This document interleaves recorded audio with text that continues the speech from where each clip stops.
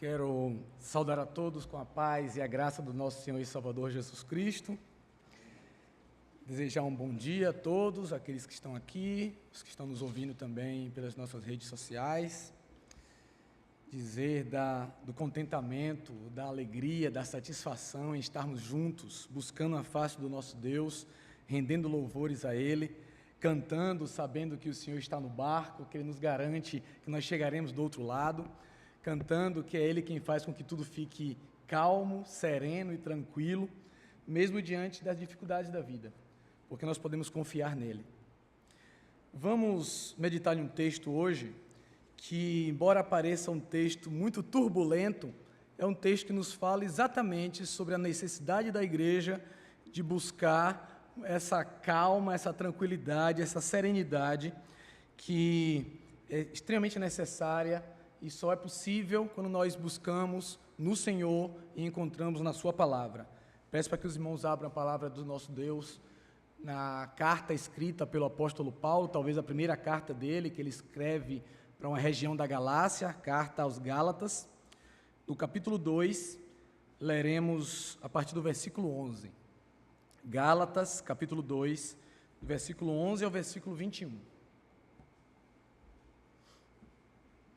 Diz assim a palavra do nosso Deus sobre a pena do apóstolo Paulo escrevendo aos Gálatas, no capítulo 2, versículo 11, mas o próprio Deus falando por meio do seu Santo Espírito. Quando, porém, Cefas veio a Antioquia, resisti-lhe face a face, porque se tornara repreensível. Com efeito, antes de chegarem alguns da parte de Tiago, comiam com os gentios. Quando, porém, chegaram, afastou-se, por fim, veio apartar-se, temendo os da circuncisão. E também os demais judeus dissimularam com ele, a ponto de o próprio Barnabé ter se deixado levar pela dissimulação deles.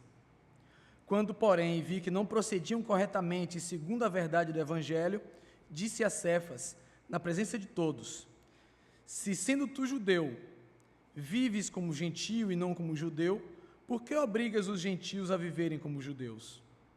Nós, judeus por natureza e não pecadores dentre os gentios, sabendo, contudo, que o homem não é justificado por obras da lei, e sim mediante a fé em Cristo Jesus, também temos crido em Cristo Jesus para que fôssemos justificados pela fé em Cristo e não por obras da lei, pois, por obras da lei, ninguém será justificado. Mas se, procurando ser justificados em Cristo, fomos nós mesmos também achados pecadores, dar-se-á o caso de ser Cristo ministro do pecado? Certo que não. Porque se torna a edificar aquilo que destruí, a mim mesmo me constituo transgressor. Porque eu, mediante a própria lei, morri para a lei, a fim de viver para Deus, estou crucificado com Cristo. Logo, já não sou eu quem vive, mas Cristo vive em mim. E esse viver que agora tenho na carne, vivo pela fé no Filho de Deus, que me amou e a si mesmo se entregou por mim. Não anulo a graça de Deus, pois se a justiça é mediante a lei, segue-se que morreu Cristo em vão. Oremos mais uma vez. Senhor Deus, nós louvamos o seu nome. Agradecemos porque o Senhor conduz a sua igreja, porque o Senhor é o Senhor da história, o Criador de todas as coisas. E aprove ao Senhor que a sua igreja se reunisse hoje, crescendo em Ti, para aprender de Ti e Te cultuar. Por isso nós pedimos, Senhor, que o Senhor nos abençoe, apesar de nós, apesar das nossas dificuldades, apesar das nossas fragilidades, apesar das nossas fraquezas, ainda que alguns com responsabilidades grandes, com cargos, mas as nossas fraquezas, nos colocamos diante do Senhor, prostrados, dependentes totalmente de Ti e pedindo a Sua orientação, a Sua graça, o Seu ensino e a Sua correção. Fazemos isso totalmente reconhecedores de que não temos nada, não podemos nada e dependemos de Ti. E fazemos em nome e para a glória de Jesus. Amém. Queridos, recentemente, em um encontro com líderes e missionários, nós nos deparávamos, estávamos em uma situação de internato, em um refeitório, né, e muitas coisas acontecem em situações de culto e nos bastidores, né, nos intervalos das aulas, nos refeitórios. Um pastor experiente de uma cidade do interior do Rio Grande do Norte compartilhou uma situação muito próxima que ele estava vivendo com o seu filho, que havia sido criado na igreja, havia sido ensinado na igreja, e agora, que já estava maior, estava grande, estava forte, se apresentou contra o pai em uma oposição ferrenha com o pai, e com uma voz, com um gesto, ameaçando diante da mãe, diante das outras irmãs, provocando aquele pastor, um pastor novo, mas um pastor experiente, um pastor sério, comprometido, confrontando o pai diante de todos. Aquele pai muito triste com aquilo que estava acontecendo, ele contava isso e desabafava isso com alguns colegas, e ele disse que ficou perplexo com a atitude do filho, com a postura do filho, mas diante da posição que ele estava, o filho estava contra ele, de fundo tinha a porta da casa, e ele pensou que se o filho continuasse naquela postura, ele ia entesar, ele ia ser mais firme ainda, e se o filho, diante da ameaça que tinha feito de agredir o pai, de sair de casa, o pai pensou consigo e desabafou com a gente, que ele fecharia a porta e aquele filho não voltaria mais. Esse texto que está diante de nós parece que tem algo parecido com isso, de alguém que se levanta contra um pai, uma igreja que se levanta contra o seu próprio fundador. O apóstolo Paulo foi o fundador da igreja, dessa comunidade dos Gálatas. Ele havia feito esse trabalho provavelmente na sua primeira viagem missionária, e aqui se encontra em torno de 48 depois de Cristo, escrita essa carta, a primeira carta escrita por ele, provavelmente, antes do concílio, do grande concílio da igreja, do primeiro grande concílio, o concílio de Jerusalém, e talvez o concílio tenha sido formado até por causa dessa iniciativa do apóstolo Paulo.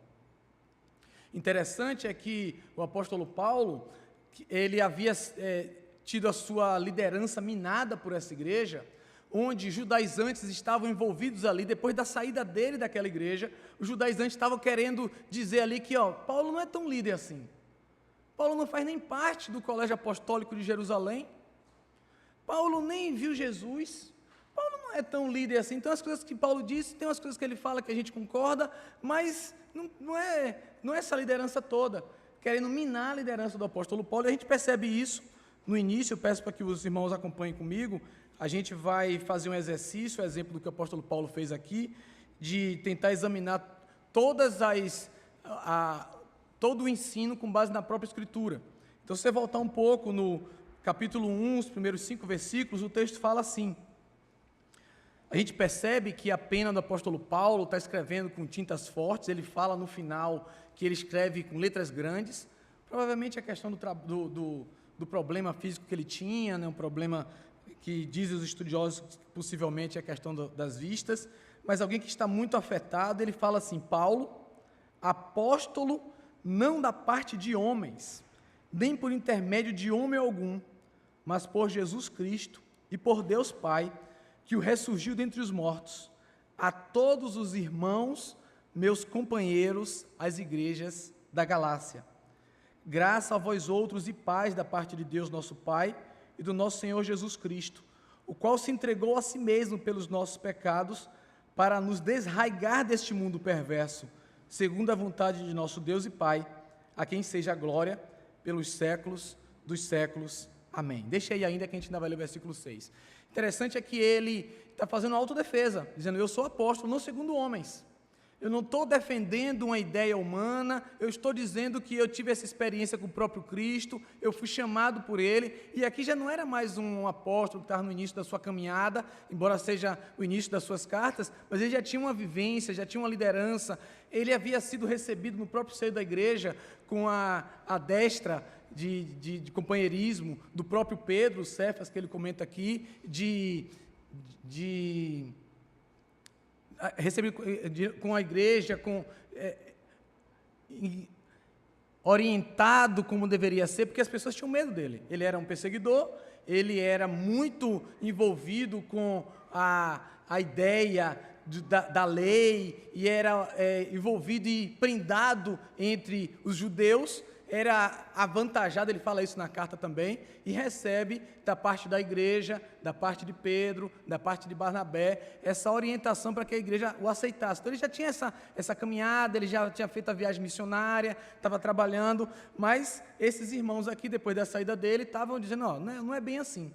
No versículo 6, ele demonstra essa firmeza dessa carta, talvez essa seja a carta que mais demonstre a personalidade do apóstolo Paulo, a firmeza, a maneira séria como ele considera as coisas de Deus, não tão se importando com a reputação dele, com o nome dele, com o que acham sobre ele, mas sim com a verdade do Evangelho, como nós veremos nessa exposição.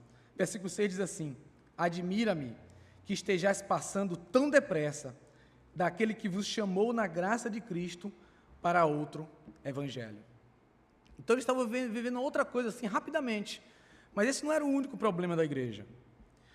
E aí esse segundo problema, que foi que teve esse embate com o baluarte da igreja, o que outras igrejas até acham que é como se fosse o que não falha. Então essa carta para Lutero é a carta da libertação. Lutero achava que essa carta era a mais importante de todas. Talvez por isso, porque mostrava que para a igreja católica, que tinha Pedro como Papa, ele foi repreendido face a face por Pedro, por causa de algo errado que ele tinha feito, e terminou assumindo.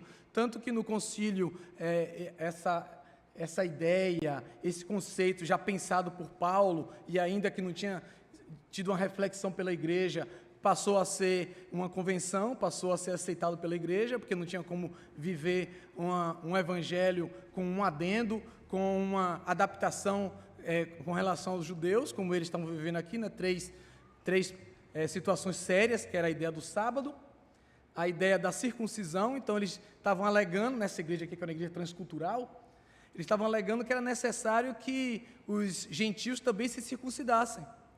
E Pedro, que já tinha uma experiência, já tinha aprendido da parte de Deus, que aquela ideia de alimentos impuros, que não era mais para fazer impuro aquilo que Deus tinha feito puro, ele já comia com os gentios, já tinha tido experiência com os gentios assim, e agora com medo dos homens, e Paulo fala muito sobre isso, o temor aos homens, e a responsabilidade que nós devemos ter com Deus, com a Escritura, e não temer a homens, não ideia nenhuma que possa nos prender, termos coragem e abraçarmos aquilo que Deus quer e não agradar a homens. O Pedro se intimida, e parece que não é a primeira vez, que ele se intimida assim. A gente vê outros exemplos, até com relação a Jesus Cristo, a maneira como ele negou, e ele é confrontado, porque ele agora, quando se encontra com os judaizantes, alguns que vinham da parte de Tiago, ele aí agora faz, nessa igreja transcultural, onde tinham gentios e judeus, ele agora já não come mais com os gentios, e fica com os judeus, para manter ali agradar os homens, e o temor. E o texto diz que ele fez isso porque ele teve medo. Ele realmente teve medo dos homens, do que os homens iam pensar, do que ia achar dele, para ter uma aceitação humana. E aí não tinha outra maneira do apóstolo Paulo a não ser repreendê-lo face a face, repreendê-lo diretamente assim. Com base nesse preâmbulo, irmãos, e firmado nas falas finais desse texto do apóstolo Paulo, que são muito fortes, e a gente vai concluir com elas, eu proponho que nós meditemos sobre o viver com Cristo. Como é viver com Cristo? Como nós podemos viver com Cristo? O que podemos fazer com base nesse texto para vivermos com Cristo? Então, 4 coisas aqui ressaltam, pulam nesse texto, que são muito fortes para nós. O texto deixa claro que aquele que vive com Cristo tem coragem de exortar e apontar os erros, ainda que seja de alguém com um notório saber, alguém com muita experiência, alguém que conheça muito, porque esse texto prova que ainda assim, pessoas que têm cargos de liderança e cargos importantes, são pessoas, são homens, são falhos e erram, e aqueles que são de Deus, que vivem para Cristo, têm coragem de exortar e apontar os erros. Ainda veremos que aquele que vive para Cristo preza pela verdade do Evangelho.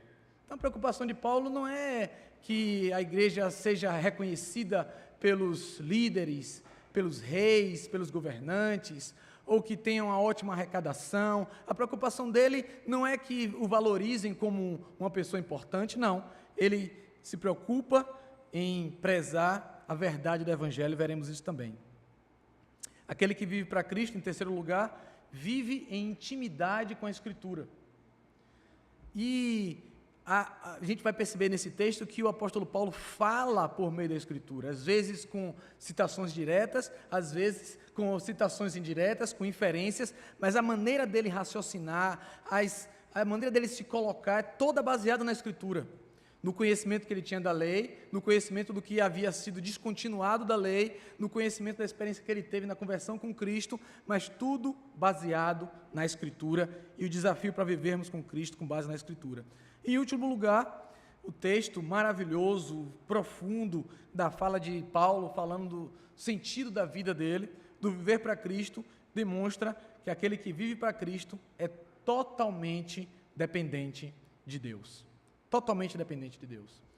Eu falei que aqui era uma igreja transcultural, uma igreja onde existiam os judeus convertidos, existiam os gentios que foram convertidos. Essa carta, que é uma carta pequena, dá para a gente ler em uma sentada. Os judeus convertidos não conheciam a lei, vieram direto do paganismo, através da pregação do apóstolo Paulo, e eles estavam ainda aprendendo a verdade do Evangelho, mas o apóstolo Paulo viu que com a saída dele, eles estavam deturpando, dando ouvido a outras coisas. O apóstolo Paulo chega a dizer para ele: ainda que um anjo apareça para vocês ensinando um outro Evangelho, seja anátema. Ele ainda fala dele mesmo: ainda que eu diga uma outra coisa diferente disso, não vale de nada, porque a autoridade não está em mim, não está numa celebridade, não está em alguém famoso, a autoridade está em Deus, que Ele faz como quer e age como quer.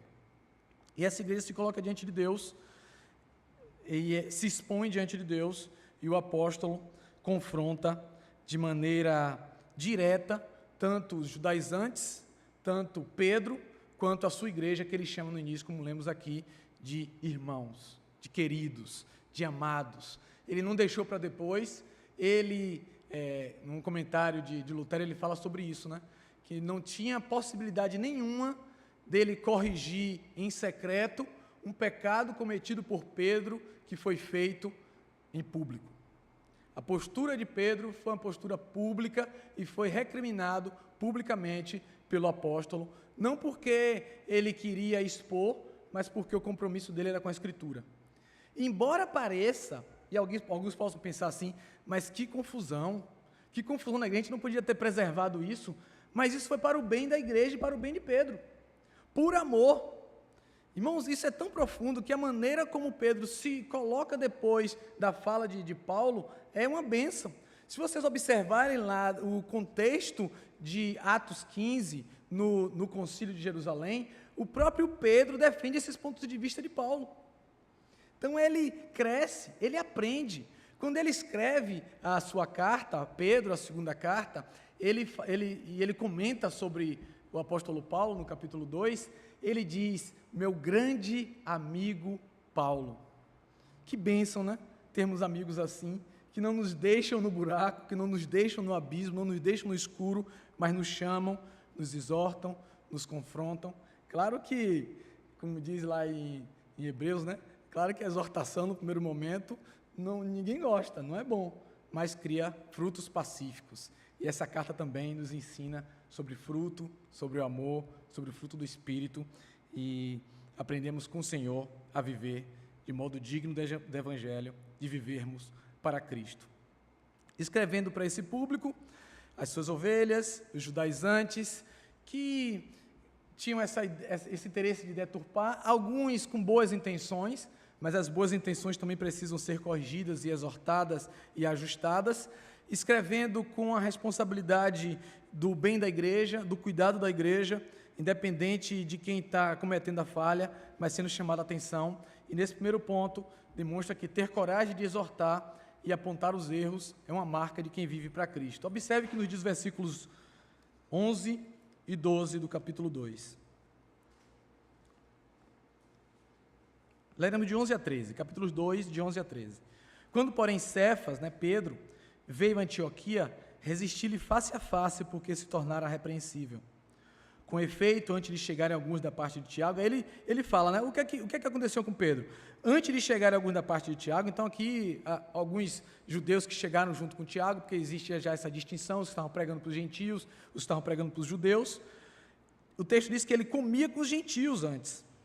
E, por fim, se apartou, temendo os da circuncisão. O texto é claro, diz que ele teve medo dos judeus, medo daqueles que defendiam a circuncisão.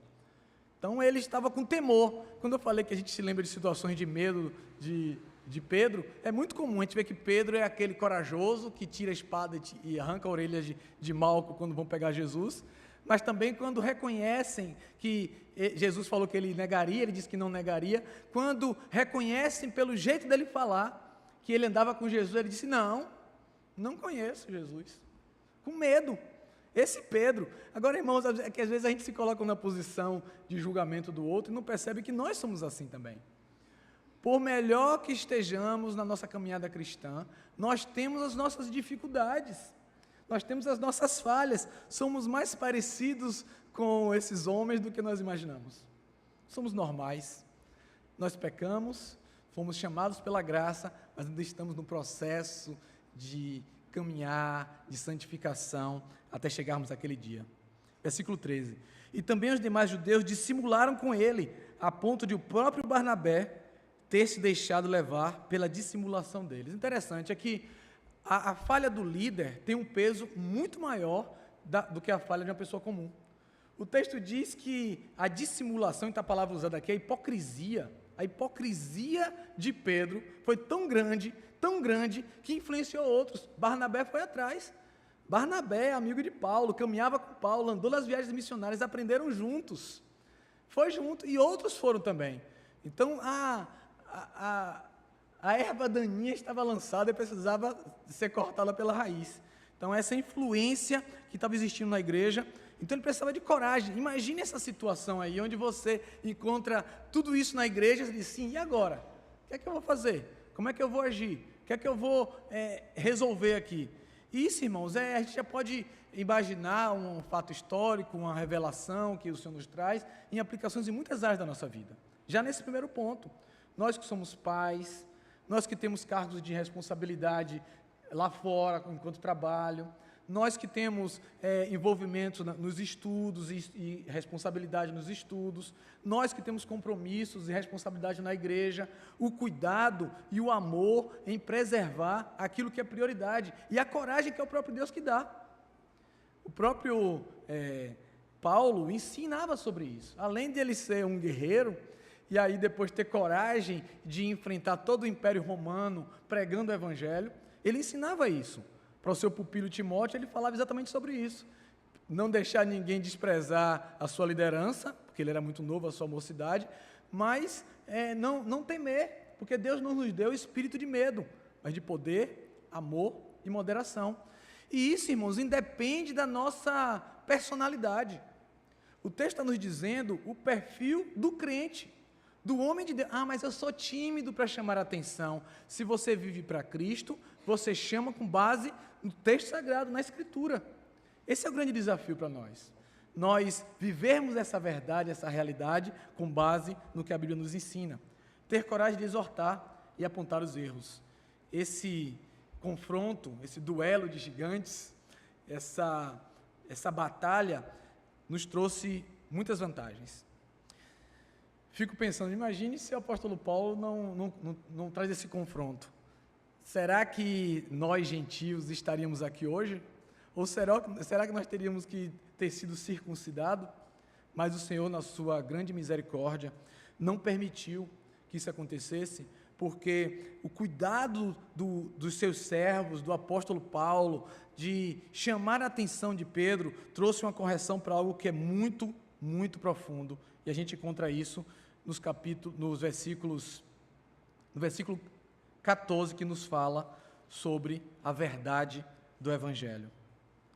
Quando, porém, vi que não procediam corretamente, segundo a verdade do Evangelho, disse a Cefas, na presença de todos, Se sendo tu judeu, vives como gentio e não como judeu, por que obrigas os gentios a viverem como judeus?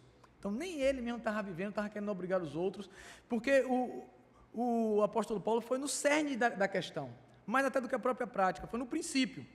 Então, se Cristo morreu por nós, e ainda assim a gente tem que se apegar à lei, ou ao sábado, ou à circuncisão, ou à dieta dos judeus, então esse adendo, esse acréscimo aqui, é que vai fazer com que tudo aconteça, desvalorizando o sacrifício de Jesus. Então não vale de nada o sacrifício de Jesus. Então, se a gente não circuncidar, não buscar as tradições judaicas, se a gente não fizer alguma outra coisa, a gente não vai alcançar. E ele diz que o foco dele é que eles não estavam, quando ele observou, eles não estavam procedendo corretamente segundo a verdade do Evangelho. Ele fala muito sobre o Evangelho nessa carta. Aqui é quase que a carta aos Romanos, versão pocket, né? Pequenininha. Então você encontra muito do que tem nos Romanos, que ele desenvolve depois, né, aqui aos Gálatas. Então ele está falando sobre justificação pela fé, sobre a questão da lei, sobre o que isso importa, como é que funciona. Ele diz assim, o Evangelho, que é poder de Deus para todo aquele que crê, o Evangelho é muito claro, é Jesus Cristo e Jesus Cristo somente. Jesus é suficiente, não precisa fazer mais nada. Ah, mas é tão atual isso, né, irmãos? Parece que hoje os gentios estão buscando as tradições judaicas. São bandeiras, cantar em chifre, ter que dizer algumas palavras mágicas para que as coisas aconteçam. Estamos acrescentando um monte de coisa no Evangelho para poder fazer com que as coisas funcionem. Parece que nós temos a necessidade de criar algumas coisas assim, para que a gente sinta que a gente é participante do Evangelho. Não é suficiente, como o apóstolo Paulo disse, nós participamos porque Cristo se fez um comigo. Não é satisfatório, não é suficiente a presença de Cristo. Irmãos, por isso que o apóstolo Paulo ficou indignado. Ele conhecia a lei. O apóstolo Paulo não era alguém que tinha um conhecimentozinho assim da lei, não. O texto diz, e ele nessa defesa própria, ele diz que ele era dos mais avantajados da lei. Então ele talvez não queria dizer assim, eu era muito dedicado, muito envolvido, eu estudava bastante, eu seguia à risca tudo que eu podia, e agora ele diz assim, sim, isso aí não vale de nada, se você não tiver a sua suficiência em Cristo. O Evangelho é suficiente. Isso é importante perceber, porque aqui está o centro de toda a nossa pregação, de tudo que nós fazemos aqui nessa igreja. Se não for para apontar para o Evangelho, para falar do Evangelho, é em vão. O que é que nós vamos fazer com missões, com evangelização, se não for para apontar o Evangelho? Se tivermos que fazer alguma outra coisa para termos a graça de Deus? Temos que fazer caridade, ou trazer dinheiro, ou participar de todas as atividades da igreja, se Cristo não é suficiente. Aquele que vive para Cristo, preza pela verdade do Evangelho. Preza pela verdade do Evangelho. E todo esse processo, essa verdade do Evangelho é recebida quando nós conhecemos a Cristo, quando nos convertemos. E talvez alguém que ouça aqui, que não teve essa experiência, não sabe o que isso significa, talvez observe esse texto e aprenda, e o próprio Deus, através do seu Santo Espírito, mova o seu coração para que você compreenda quem é Cristo, compreenda o Evangelho e veja que nada do que você pode fazer, nenhum esforço seu vai trazer essa aproximação do próprio Deus. É uma ação de Deus com relação ao homem, que move o homem em relação a Ele. Viver para Deus, viver para Cristo, é prezar pela verdade do Evangelho. E isso em todas as áreas da nossa vida. O apóstolo Paulo aprendeu a falar o Evangelho. Aprendeu a discutir e discursar com base no Evangelho. Aprendeu a pensar o Evangelho, a andar no Evangelho. E o texto diz que até no seu próprio corpo ele carregava as marcas do Evangelho. Será que nós temos vivido assim? Será que a gente tem apenas um discurso do Evangelho ou a nossa vida reflete o Evangelho? Será que nós levamos o Evangelho onde nós estamos indo? Será que realmente vivemos o Evangelho? Será que temos coragem de exortar e apontar os erros? Será que nós prezamos pela verdade do Evangelho? Será que nós somos iniciados no Evangelho e avançamos no Evangelho? Ainda sobre o cuidado e em prezarmos pela verdade do Evangelho, quero que você volte um pouquinho, um texto, ainda em Gálatas, capítulo 1, versículos de 6 a 9. Como ele fala da importância de termos o nosso foco no verdadeiro Evangelho, para não termos essa visão deturpada. Capítulo 1 de Gálatas, versículos 6 a 9. Admira-me que estejais passando tão depressa daquele que vos chamou da graça de Cristo para outro Evangelho, o qual não é outro, senão que há alguns que vos perturbam e querem perverter o Evangelho de Cristo. Mas, ainda que nós, ou mesmo um anjo vindo do céu, vos pregue Evangelho que vá além do que vos temos pregado, seja anátema. Assim como já dissemos, e agora repito, se alguém vos prega Evangelho que vá além daquele que recebestes, seja anátema. Irmãos, o texto nos deixa nos traz uma realidade muito grande. A gente corre risco até no meio da igreja. Dentro da igreja, a gente precisa estar atento, como os bereanos, né? Analisando, será que o que o presbítero Roberto está dizendo é bem assim? Será que o que a gente está cantando condiz com a Escritura? Será que a liturgia expressa o Deus que nós servimos? Será que a nossa relação com as coisas de Deus, com o sagrado, com a oferta, com os meios de graça, falam sobre o nosso Senhor?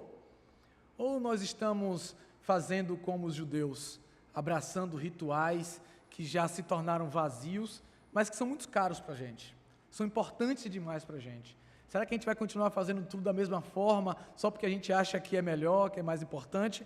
Ou nós devemos ser exortados e chamados face a face para corrigirmos a nossa vida e para termos, que o Senhor passe o prumo na nossa vida para vivermos de modo digno do Evangelho? Em terceiro lugar, aquele que vive para Cristo, vive em intimidade com a Escritura. Observe o versículo 16. Veja se na leitura do versículo 16 vocês encontram alguma coisa parecida com outros textos. Sabendo, contudo, que o homem não é justificado por obras da lei, e sim mediante a fé em Cristo Jesus.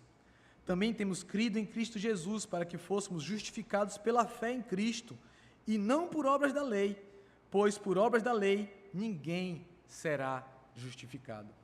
Irmãos, a carta aos Gálatas, a epístola aos Gálatas, tem muitas citações do Antigo Testamento.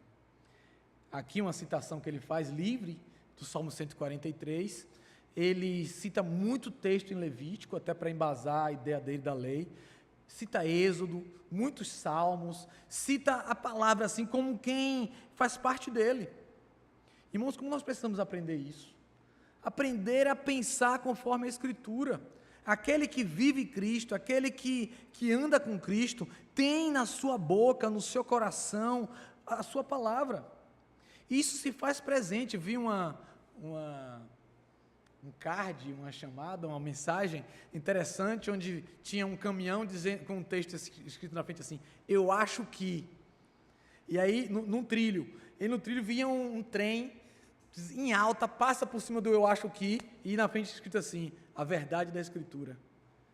Uma coisa maravilhosa. A verdade da Escritura passa por cima do eu acho que, eu penso que, deu certo, funciona, sempre fizemos assim. A verdade da Escritura tem a prevalência total.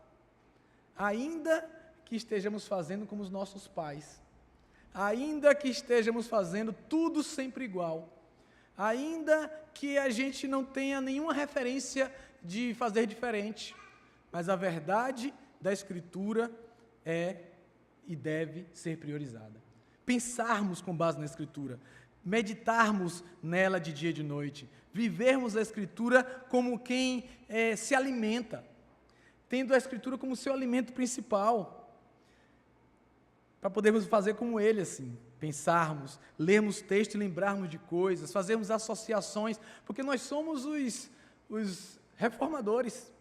Nós temos a responsabilidade de reformar todas as coisas, de apontar para Cristo, de trazer para a Escritura. Então podemos fazer isso ao observar a cultura, podemos perceber Deus nas músicas seculares, podemos perceber Deus nos pincéis dos artistas seculares e apontar para Cristo e ver Cristo e falar sobre Cristo no meio do que está aí, porque tudo expressa Deus. Claro que expressa com a ótica do homem caído também. Expressa de forma equivocada também. Ainda que seja um grito de liberdade, uma pichação no muro, expressa a questão do Criador. Ainda que a rebeldia, isso aponta também para Deus. Então estejamos atentos para vivermos em intimidade com a Escritura, para citarmos a Escritura, para pensarmos a Escritura e tomarmos as nossas decisões, não para agradar a homens, não com medo de homens, mas com base no que a Escritura nos diz, do que a Escritura nos ensina, do que a Escritura preconiza. Em quarto e último lugar, e aí o texto maravilhoso, um deleite, que não dá para ser exaustivo, não dá para a gente falar demais sobre essa parte que eu imagino que foi o que fez com que Paulo fosse Paulo, essa mudança de vida, essa transformação de vida, que demonstra que ele é totalmente dependente de Deus.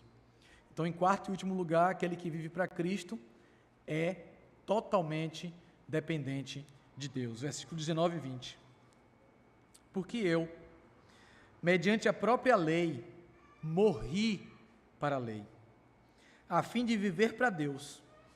Estou crucificado com Cristo. Logo, já não sou eu quem vive, mas Cristo vive em mim. E esse viver que agora tenho na carne, vivo pela fé no Filho de Deus, que me amou e a si mesmo se entregou por mim. Irmãos, o texto fala de uma comunhão profunda, onde a gente não é mais a gente deixa de querer, de desejar, deixa de viver para esse mundo, para os nossos próprios interesses. Às vezes eu vejo as pessoas falarem assim, o meu sonho de ministério. Eu fico pensando, meu Deus, o sonho do ministério de Oséias, imagine, Isaías, dos profetas, o sonho de ministério deles. E o apóstolo Paulo, a gente fala do apóstolo Paulo, mas imagine a vida do apóstolo Paulo. Como ele vivia, a situação que ele passava, a relação dele com os governantes, com aqueles opositores do evangelho. Tinha que viver em estado de alerta, e apanhava, e levantava antes de estar curado, e continuava a pregação, porque ele dizia, ai de mim, se não pregar o evangelho. Ele sabia a responsabilidade que ele tinha, ele sabia da urgência, isso porque ele e o próprio Deus, e o próprio Cristo, eram um.